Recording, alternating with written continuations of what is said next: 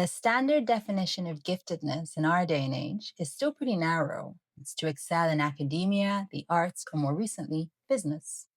It mostly seeks to identify and group together people whose brains are wired in such a way as to disproportionately favor signal flows between the prefrontal cortex and the hippocampus. The result of this peculiar wiring is that cognitive assessment and associative linking between ideas happens at unusual speed, so quickly, in fact, that complex concepts can be constructed and stored for future retrieval, almost without any effort. The outcome is you can think fast, you can play extraordinary games of recognition and memory, which means you're disproportionately suited to an environment premised on information. It should feel like being born holding the winning lottery ticket or like starting a game with a cheat code for infinite power. And yet, ironically, it is almost always a clusterfuck of a lived experience. Psychologically, the difficulties tend to cluster around confusion, alienation, and neglect, and also the ever present risk of madness. Physiologically, the body is simply devoured because, to put it mildly, thinking constantly is corrosive. So let's talk about it.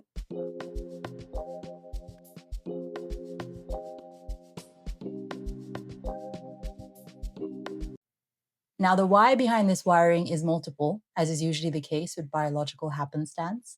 You may have heard the phrase nerves that fire together, wire together. If you already had that one in your pocket, congratulations. It's a great heuristic, which is a compact form of an idea that makes the sprawling concept easier to understand. But anyway, yes, where a signal has passed through before, it leaves behind wiring that biases signal to pass through there again. Eventually, if signal flows often enough along a certain path, and perhaps with great intensity to boot, the wiring becomes so dense there that the signal almost always flows that way, which means whatever the functional consequences are with signal flowing in that direction and in that fashion, becomes your habitual baseline. It happens all the time. So there are any number of reasons for signal to end up flowing with repeated or adrenalized intensity between the part of the brain where pattern matching and problem solving take place and the part where memory is, broadly speaking, stored. And I say stored in quotation marks because these days research tells us that memory isn't really stored in the hippocampus, but rather remembering happens in the hippocampus.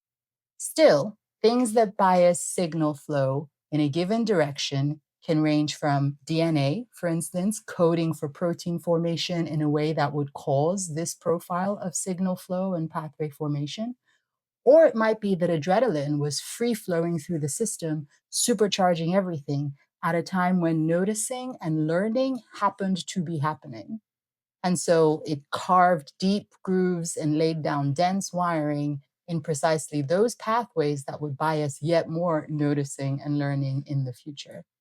And what might have triggered all that adrenaline? Well, perhaps it was the genetic wiring of ADHD colliding with an environmental situation that had the system lit up in excitement and thrill. Or maybe it was CPTSD, a protracted period of fear based adrenaline that couldn't be discharged in fight or flight or any other means of escape. And so instead swirled upwards, flooding the brain, cooking the prefrontal cortical activity on high gas. Whatever the case may be, the outcome, as I said, is perpetual thinking fast and those aforementioned attendant consequences. So let's talk about them.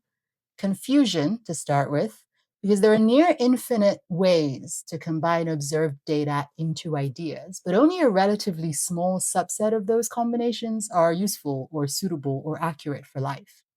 Being able to think anything fast doesn't automatically generate wisdom or even reason.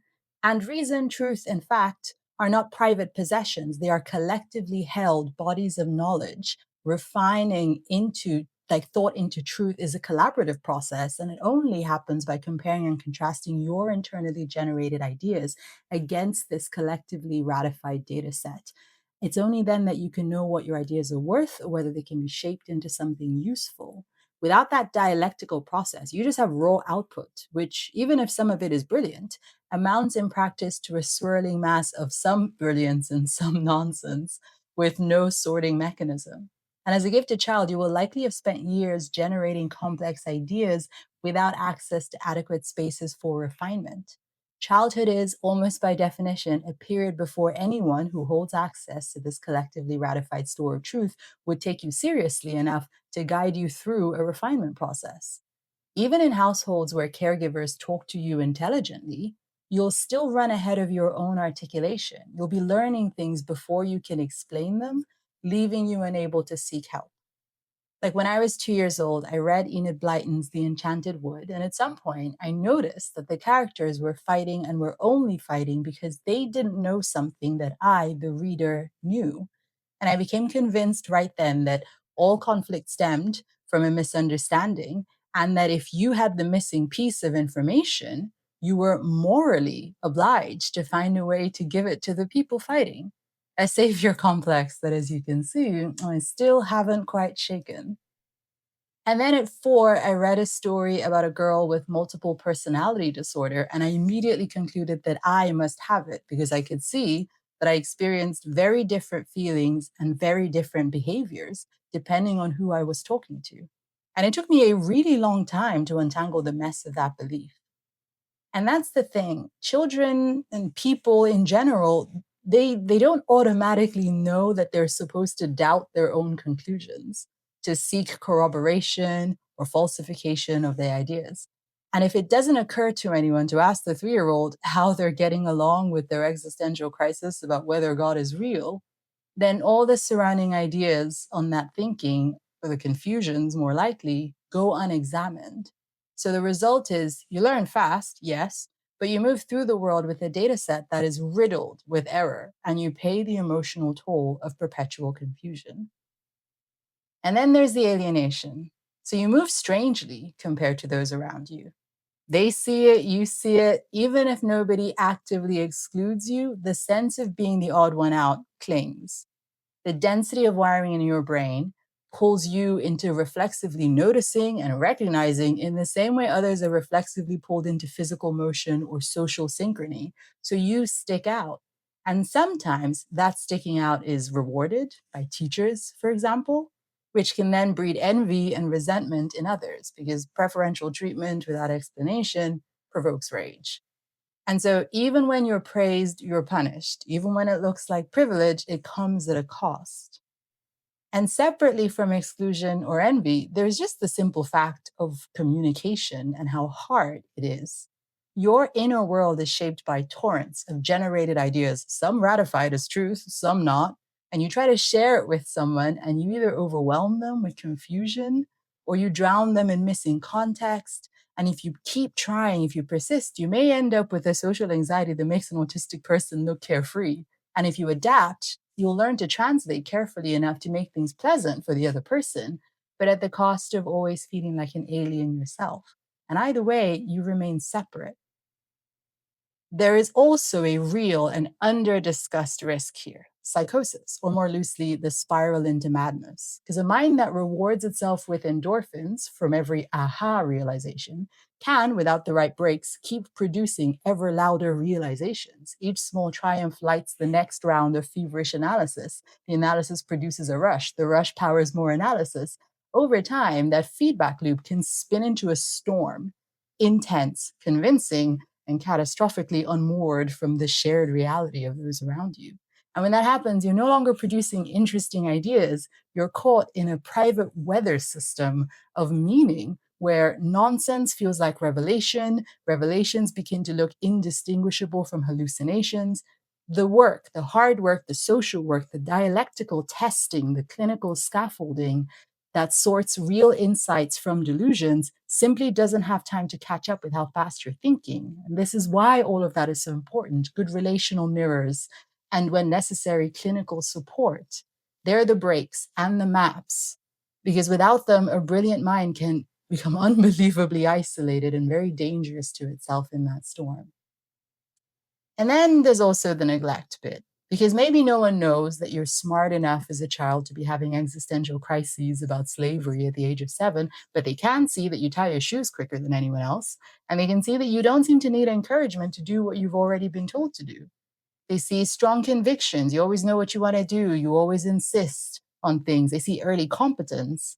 And so, in families and schools, usually overstretched, care and attention are rationed by need. Outcomes dictate input. And if your outcomes are good with minimal support, then baby, you get minimal support. We never have to worry about you. But being precocious doesn't erase the need for care, the biological yearning for attention, for presence, for someone to take an interest. It remains. And when unmet, it marks you just as surely as any other deprivation. And finally, the body. The constant thinking, endlessly firing on all cylinders, burns resources. It taxes the system. The price ranges from stress disorders to immune dysfunction, adrenal fatigue, chronic exhaustion, cortisol poisoning. High speed cognition eats into flesh and bone, basically. Think Stephen Hawking, with his body completely broken down, even as his mind soared into uncharted galaxies. Or Hank Green, whose brilliant brain continues giving us so much even as his body battles cancer right now. The contrast is stark and obvious. Genius doesn't protect the flesh. If anything, it hastens its breakdown. And yet, like anything, like any biologically arranged category, it can be wonderful to be like this. It can be a joy. The parts that suck are rarely innate, and even when they are largely solvable.